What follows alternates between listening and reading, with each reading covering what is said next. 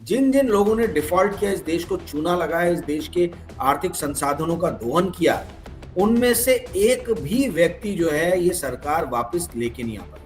अब ये 11 साल से शासन में है। ये सरकार सूट बूट की सरकार है। जो राहुल गांधी शुरू से बोलते आए थे वो एकदम सही बोलते आए कि भाई ये सूट बूट की सरकार है। ये जो है ये आपके अगर जेब में पैसे हैं तो आप सरकार से अपने हिसाब से काम करवा लो। तो वही चीज जो है वो हमें नजर आ रहा है। परंतु हिमांशु जी, जो एक बड़ी बात है, जो एक बहुत बड़ा सोशियोलॉजिकल चेंज मैं देख रहा हूं, वो ये देख रहा हूं कि इतनी सारी अव्यवस्थाएं हैं भारत के अंदर में। राम भरोसे हिंदू होटल टाइप जो है देश चल रहा है। कैसे चल रहा है किसी को समझ में नहीं आ रहा है। नमस्कार दोस्तों, कैसे हैं आप लोग। उम्मीद है आप सभी अच्छे होंगे। मेरी बगल वाली विंडो में आप देख पा रहे हैं राजीव रंजन जी, वरिष्ठ पत्रकार, हमारे साथ जुड़े। बहुत बहुत स्वागत है सर आपका। सर का एक चैनल भी है, करंट अनप्लग्ड बाय राजीव, आप उसे भी चेकआउट कर सकते हैं। काफी इंफॉर्मेटिव वीडियोस उस पर भी आते हैं। राजीव सर, 5 साल के अंदर 6,15,647 करोड़ रुपए माफ कर दिए गए धन्ना सेठों के। मैं कुछ रिसर्च कर रहा था, उसमें मुझे पता चला कि देश के 21 राज्य ऐसे हैं जिनका बजट जो है इससे कम है, 6 लाख करोड़ से कम है। उससे ज्यादा जो है रिटन ऑफ कर दिए गए हैं अमीरों के पैसे। और इस देश में गरीबी का यह हाल है कि 80 करोड़ लोग, वो राशन अगर ना मिले 5 किलो तो हो सकता है वो इस दुनिया में भी ना रहे। तो ये तो हाल है, क्या कहिएगा। बहुत बढ़िया आपने आज टॉपिक उठाया है। इसके लिए पहले तो बधाई आपको, बहुत बढ़िया सवाल है आपका। ये कहना एकदम सही है कि राइट ऑफ क्यों हो रहे हैं। जो रईस लोग हैं इस देश में, उनके लोन राइट ऑफ क्यों हो रहे हैं। अगर आपका मेरा लोन, यदि हम होम लोन ले और चुकता ना कर पाए टाइम पे, तो आप देखिए हमारे घर की जप्ती हो जाएगी, घर जब्त हो जाएगा। परंतु ये जो अमीर लोग हैं, आपने तो सिर्फ जो राइट ऑफ, और वो भी 5 साल का आंकड़ा दिया है, ठीक है।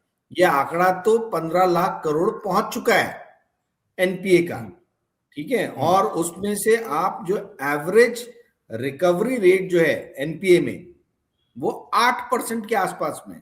Can you believe this. यानी 100 रुपए का लोन दिया गया तो 92 रुपीज जो है वो आप समझ लीजिए कि वो नष्ट हो गई है। और सिर्फ 8 रुपए जो है उसी का तगादा कर पाई है, वही वापस मिल पाया बैंकों को।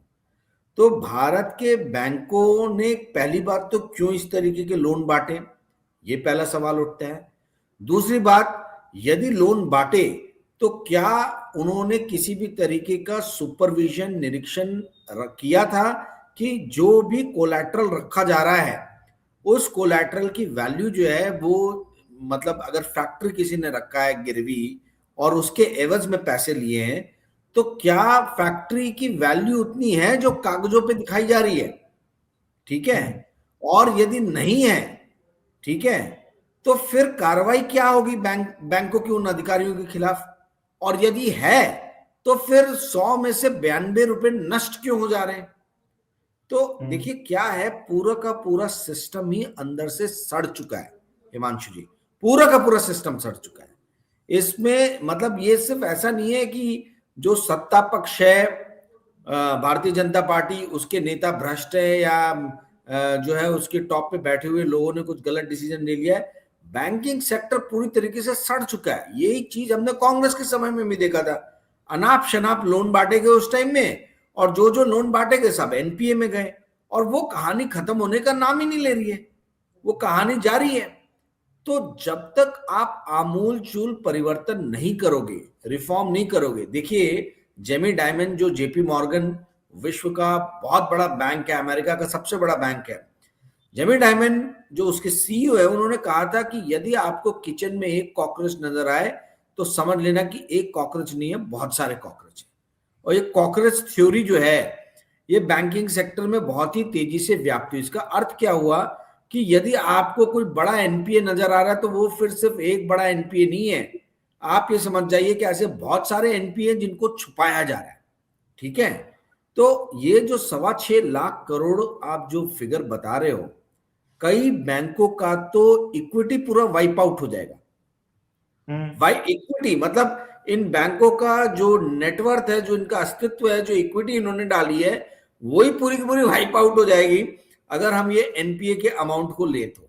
बट ठीक है, मतलब बैंकिंग सेक्टर थोड़ा अलग तरीके से काम करता है, क्योंकि इसमें रॉ मटेरियल भी कैश है और एंड प्रोडक्ट भी कैश है। मतलब ये पैसा देते हैं, वो इनका एसेट भी है, और जो हम डिपॉजिटर्स इनके पास में पैसा रखते हैं बैंकों के पास में, वो इनकी लाइबिलिटी है। ठीक है, तो बैंक्स की, तो वो एक अलग तरीके से काम करता है। वो थोड़ा टेक्निकल चीज हो गया, तो मैं अभी यहाँ नहीं उसके बारे में बात करता हूँ। परंतु जो आपने सवाल पूछा कि इतना बड़ा जो है गड्ढा क्यों, गड्ढे के दो बड़े कारण हैं।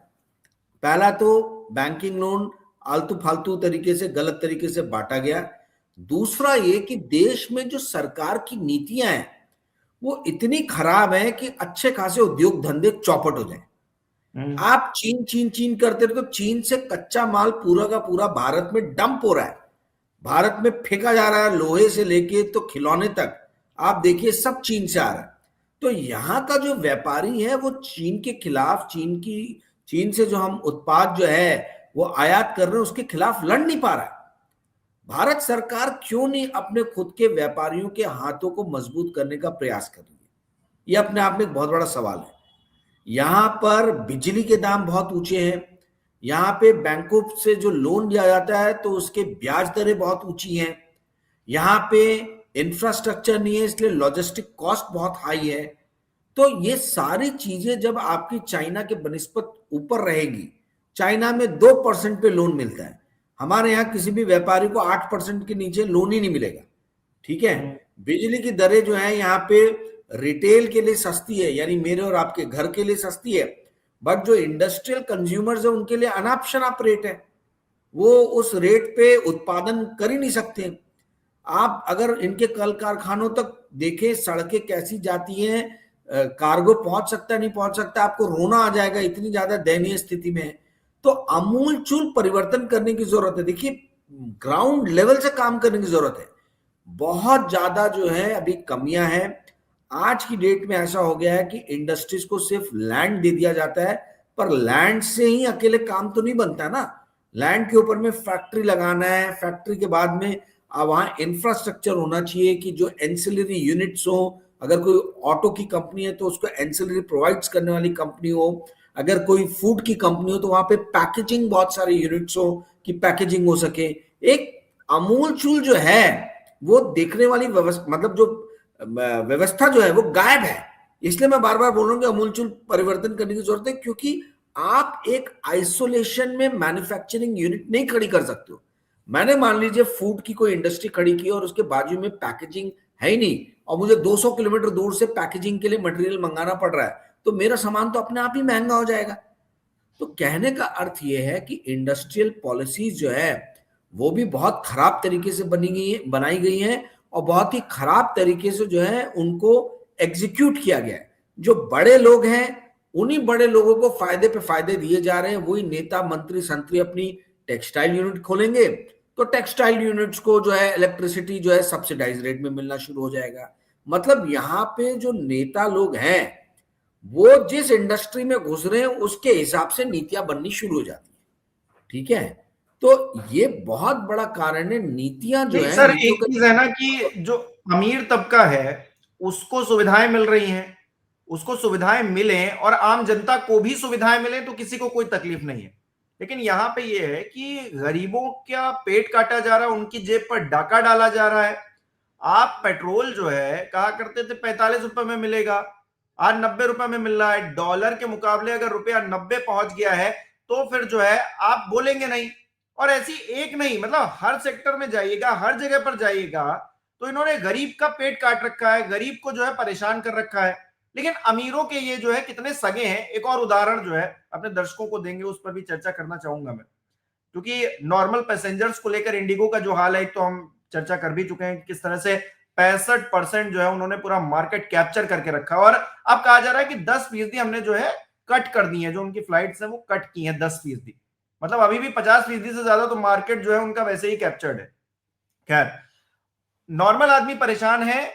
लखनऊ में एक व्यक्ति की मौत भी हो गई, तमाम लोग रो रहे हैं, परेशान हो रहे हैं। बताया जा रहा है पिछले 8 दिनों में 4900 फ्लाइटें कैंसिल हुई हैं। तो सोचिए कितने लाख लोग जो है इससे प्रभावित हुए। लेकिन दूसरी तरफ क्या हो रहा है, गोवा में एक रेस्टोरेंट था या बार था, जो भी था, वहां पर नाइट क्लब था, उसमें आग लग जाती है, 25 लोग मर जाते हैं। लेकिन जो उनके आरोपी थे वो इंडिगो की ही फ्लाइट से, आप समझ रहे, आम आदमी के लिए इंडिगो की फ्लाइट नहीं उड़ रही है, लेकिन इंडिगो की फ्लाइट से वो थाईलैंड भाग जाते हैं, सौरभ लूथरा और गौरव लूथरा, ये जानकारी निकलकर सामने आई। तो ये सिस्टम तो अमीरों का है ना, मतलब जो ऊपर बैठे टॉप क्लास लोग हैं उन्हीं का सिस्टम है। वो जब चाहेंगे, जहां चाहेंगे, जिस तरह से चीजें, खराब चीज में भी वो अपना बेस्ट निकाल लेंगे। लेकिन आम जनता पैसे देकर भी परेशान होगी सर। नहीं, आपका बिल्कुल सही कहना है। भाजपा सरकार में तो देखिए अमीर लोग जो है उनकी चल रही है।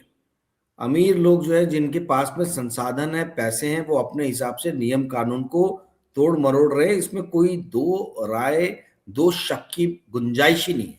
ये तो हो ही रहा है। आप देख लीजिए, नीरव मोदी बाहर है, विजय माल्या बाहर है, मेहुल चौकसी बाहर है। जिन जिन लोगों ने डिफॉल्ट किया, इस देश को चूना लगाया, इस देश के आर्थिक संसाधनों का दोहन किया, उनमें से एक भी व्यक्ति जो है ये सरकार वापस लेके नहीं आ पाई है। अब ये 11 साल से शासन में है। अब ये भी नहीं बोल सकते कि भाई हमको समय नहीं मिला। 11 साल आप शासन में रहने के बाद भी यदि कुछ परिवर्तन आप नहीं कर पाए तो इसमें दोषी आप हो। ये सरकार सूट बूट की सरकार है। जो राहुल गांधी शुरू से बोलते आए थे वो एकदम सही बोलते आए कि भाई ये सूट बूट की सरकार है। ये जो है, ये आपके अगर जेब में पैसे हैं तो आप सरकार से अपने हिसाब से काम करवा लो। तो वही चीज जो है वो हमें नजर आ रहा है। परंतु हिमांशु जी, जो एक बड़ी बात है, जो एक बहुत बड़ा सोशियोलॉजिकल चेंज मैं देख रहा हूं, वो ये देख रहा हूं कि इतनी सारी अव्यवस्थाएं हैं भारत के अंदर में। राम भरोसे हिंदू होटल टाइप जो है देश चल रहा है। कैसे चल रहा है किसी को समझ में नहीं आ रहा है। इतनी अव्यवस्थाएं होने के बाद भी, इतनी गरीबी होने के बाद भी, इतनी आर्थिक असमानता होने के बाद भी, इतनी सरकार की तरफ से बर्बरता बरतने के बाद भी, कि बुलडोजर से घर गिरा दिए जा रहे हैं, लोगों के पैरों पे गोली मार के फॉल्ट जो है वो आप इनकाउंटर दिखा रहे हो, यानी हर तरीके की बर्बरता आपने कर ली। उसके बाद भी सवाल ये उठता है कि सड़कों पे लोग क्यों नहीं है? लोगों का गुस्सा कहां गया? लोगों में क्रोध क्यों नहीं है? आप देखिए, ये सारी चीजें होने के बाद भी हरियाणा में जीते, महाराष्ट्र में जीते, बिहार में जीते, और कांग्रेस का कहना है कि वोट चोरी करके जीते। तो अब सवाल ये कि यदि वोट चोरी करके जीते हैं और हर तरीके की बर्बरता जो है उसको अपनाया इन्होंने, तो लोगों के अंदर का क्रोध कहां गया? प्रजातंत्र तो लोगों के लिए है ना। प्रजातंत्र सिर्फ कोई हिमांशु या राजीव या राहुल गांधी के लिए तो है नहीं। राजीव रंजन सिंह तो अकेले प्रजातंत्र का सुख नहीं भोग रहे। तो लोगों का गुस्सा कहां गया? लोगों का क्रोध कहां गया? लोग क्यों शांत है? और लोगों से भी ज्यादा ऑपोजिशन पार्टी के कहां है? भाई, डेमोक्रेसी को जिंदा रखने की जिम्मेदारी विरोधी पक्ष की है। विरोधी पक्ष के कितने नेता सड़कों पे उतरे इंडिगो के खिलाफ, आप मुझे बताइए। विरोधी पक्ष जो है वो, आप ये देख ले, विरोधी पक्ष देख ले, अपक्ष देख ले, जिसको भी आप देख ले, कोई भी सड़कों पे नहीं है। ना इंडिया अलायंस का एक भी नेता जो है वो सड़क पे उतर के जो है वो जनता के पक्ष में गुहार लगा रहा है, ना जनता सड़क पे आ रही है। तो नहीं, ये मैंने तो अजीब इसको लेकर बात की ना सर। है जी। 31 करोड़ रुपए भारतीय जनता पार्टी को मिले चंदे के रूप में, तो 16.5 करोड़ रुपए ममता बनर्जी की पार्टी को भी मिले, 5 करोड़ रुपए कांग्रेस पार्टी को भी मिले, आम आदमी पार्टी को भी 70 लाख रुपए दे दिए। तो बोलेगा कौन? सबके मुंह में तो पैसा ठुसा हुआ है। एग्जैक्टली वही मैं कहना चाह रहा हूं। आपने एकदम सही बात पकड़ी। प्रजातंत्र अंदर से सड़ गया है। भारत का प्रजातंत्र अंदर से सड़ चुका है। लोगों के मतलब नेताओं के मुंह में इतने पैसे ठूस दिए गए, चाहे किसी भी पार्टी के हो, कि वो सिर्फ जिनके जेब में पैसे हैं उनकी पक्ष में बात कर रहे हैं। अगर कल को भाजपा चली जाए, कांग्रेस आ जाए, मोदी चले जाए, राहुल गांधी आ जाए, तो भी क्या चेंजेस आएंगे? 2014 के पहले भी तो स्थिति ऐसी थी, हमने देखा था, भयानक स्थिति थी। 2014 के बाद भी स्थिति वैसी भयानक है।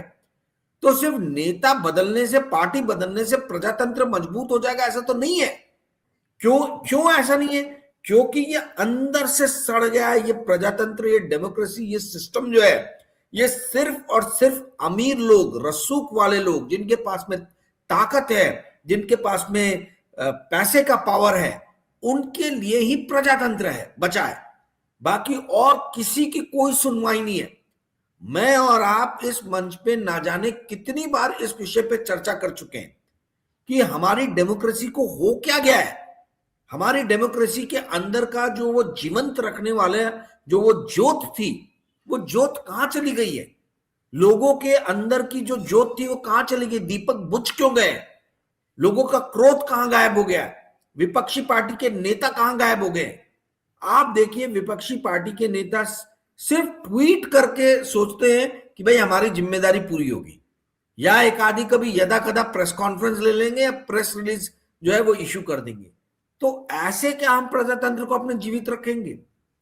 ये सर मुझे बहुत लगता बड़ी, है आपने आज बहुत अच्छा मुद्दा उठाया और बहुत सटीक आपने सवाल किया है। और ये इंडिगो के उदाहरण के माध्यम से जो आपने उजागर किया कि हमाम में सभी नंगे हैं भाई, क्या भाजपा, क्या तृणमूल, क्या कांग्रेस, जब सबके मुंह में पैसे ठूस दिए हैं, या आम आदमी पार्टी, सबके मुंह में पैसे ठूसे हैं, तो इनमें से कौन जाके जो है वो इंडिगो, जो एक जाति, जो बर्बरता मध्यम वर्गीय परिवारों के ऊपर में या उच्च मध्यम वर्गीय परिवारों के ऊपर में ये कर रहा है, उसका कोई सुनवाई नहीं, कोई माई बाप ही नहीं रह गया इस देश में लोगों का। देश में लोगों का कोई माई बाप, बोलते थे कि प्रजातंत्र लोगों के लिए, यहाँ पे लोग राजा है, नेता जो है वो उनकी नौकर है, जनता जो है वो सत्ता निर्धारित करती है। आज जनता हाशिए पे, जनता की कोई सुन नहीं रहा, कोई पूछ नहीं रहा। सर वो मेरे कहावत आपके है जैसे ना, पत्रकार बोल रहे हैं, कुछ एक्शन नहीं हो रहा, क्या करें? जी हिमांशु। लेकिन वो कहावत है ना सर कि भूखे पेट भजन ना होए गोपाला। तो यहाँ पे 80 करोड़ लोगों को अगर पेट भरने में ही दिक्कत हो रही है तो वो सवाल पूछने की क्षमता कहां से लाएंगे? और जो लोग लाएंगे उनको उठाकर आप जेल में भर देंगे, उनके ऊपर ऐसे ऐसे एक्ट लगा देंगे, तो लोगों के अंदर वो भी खौफ है। तो आपने आधे लोगों को तो खड़े होने लायक ही नहीं रखा, और जो खड़े हो पा रहे हैं उनकी भी टांगे तोड़े दे रहे हैं आप। तो फिर बचा ही क्या फिर? हिमांशु जी, ये भारतीय जनता पार्टी या मोदी जी की सत्ता आते से ही इन्होंने सबसे पहले जो काम किया, वो काम किया कि जितने प्रेशर ग्रुप्स हो सकते थे उन प्रेशर ग्रुप्स को समाप्त किया। एनजीओ जो एक प्रेशर बन के अन्ना हजारे आंदोलन में उभरे थे, वो सारे एनजीओ आज गायब हैं। किसी को बंद कर दिया है, किसी के ऊपर में कोई इकोनॉमिक ऑफेंस लगा दिया है, किसी के ऊपर में कुछ कर दिया। कुछ तो इनके ही एनजीओ थे तो ये अब शांत बैठे हुए हैं। जो एक प्रेशर पॉइंट बनाने वाले जो इलाके थे, उन सब पे इन्होंने अंगूठा रख दिया। एनजीओ बंद। मेरे आपके जैसे पत्रकार जो मुद्दों को उठाते थे, लड़ते थे, लिखते थे, उनको मेन स्ट्रीम से उठा के फेंक दिया बाहर। और जितने इनके पपेट, जितने इनके आप समझ लीजिए कि चमचे, चेले चपाटे जो है, वो सब एडिटर बन के बड़ी बड़ी पोस्ट पे बैठे हुए हैं। और जो भी पत्रकार थोड़ी सी भी सत्ता की आंखों में आंखें डाल के सवाल पूछने की ताकत, बौद्धिक क्षमता रखते थे, वो सारे बौद्धिक क्षमता रखने वाले पत्रकार आज की डेट में बाहर है। तो प्रेशर क्रिएट कैसे हो? कांग्रेस जो सबसे बड़ी पार्टी थी, विपक्षी पार्टी थी, उसके लीडर्स को इन्होंने तोड़ दिया पूरी तरीके से। आधे लीडर तो उठ के चले गए भाजपा के अंदर में। आप देखिए वो माधवराज सिंधिया के बेटे जो सुपुत्र ज्योतिरादित्य सिंधिया, वो जाके कांग्रेस की गोद में बैठ गए। हेमंत बिस्व शर्मा जो है वो जाके, मतलब कांग्रेस के अच्छे अच्छे लोगों को, जो फाइटर थे, लीडर्स, उनको इन्होंने तोड़ लिया येन केन प्रकार कैसे भी। कांग्रेस देखती रहेगी, कुछ कर नहीं पाई।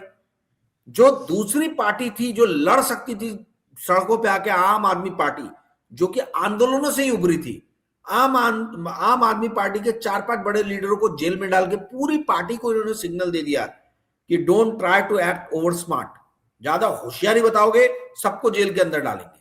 तो इन्होंने जहां जहां से प्रेशर बन सकता था, पॉलिटिकल पार्टी हो या मेरे आपके जैसे पत्रकार हो या एनजीओ हो, सबके ऊपर में इन्होंने जो है वो अंगूठे से दबा के रख दिया हुआ है।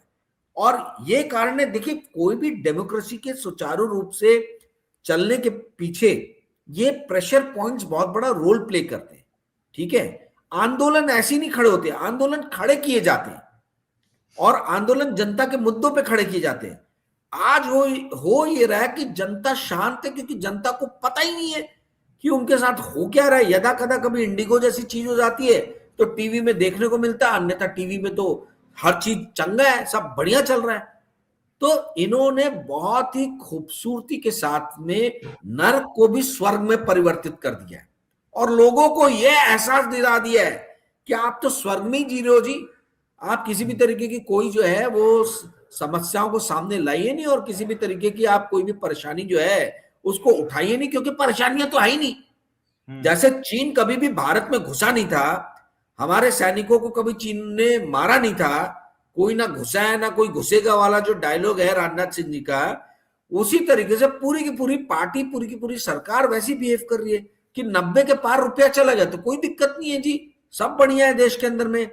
नागपुर में 106 रुपए का पेट्रोल है, 106 रुपए लीटर नागपुर में, कोई बात नहीं जी, कोई दिक्कत नहीं है, 106 रुपए का तो क्या है, बहुत बढ़िया है। मतलब इन्होंने हर नेगेटिव चीज को जो है पॉजिटिव टिंज देके, पॉजिटिव कलर देके लोगों को साइकोलॉजिकली जो है ब्रेन वॉश कर दिया है। और ये ब्रेन वॉश होने के बाद में लोग समझ इसलिए नहीं पा रहे हैं क्योंकि लोगों को समझाने वाले जो माध्यम थे, अपोजिशन पार्टी हो, कांग्रेस या आम आदमी पार्टी जैसी, या मीडिया हो या एनजीओ हो, इन सभी का सफाया हो चुका है। जी हिमांशु। बिल्कुल इल्यूजन है, इल्यूजन जब टूटेगा तो जनता को समझ में आएगा। खैर देर से ही सही, लेकिन हमें उम्मीद का साथ नहीं छोड़ना चाहिए। देखते हैं क्या होता है। फिलहाल के लिए अमीरों के जो पैसे माफ किए गए हैं 6 लाख करोड़ से ज्यादा, जो कि बहुत सारे राज्यों के जो सालाना बजट होता है उससे ज्यादा है, तो फिर हमारे दर्शक किस तरह से उसको देखते हैं कमेंट करके बताना मत भूलिएगा। हमारे चैनल को सब्सक्राइब नहीं किया तो वो भी जरूर कीजिएगा। इस वीडियो को शेयर करना मत भूलिएगा। बहुत बहुत शुक्रिया आप सभी।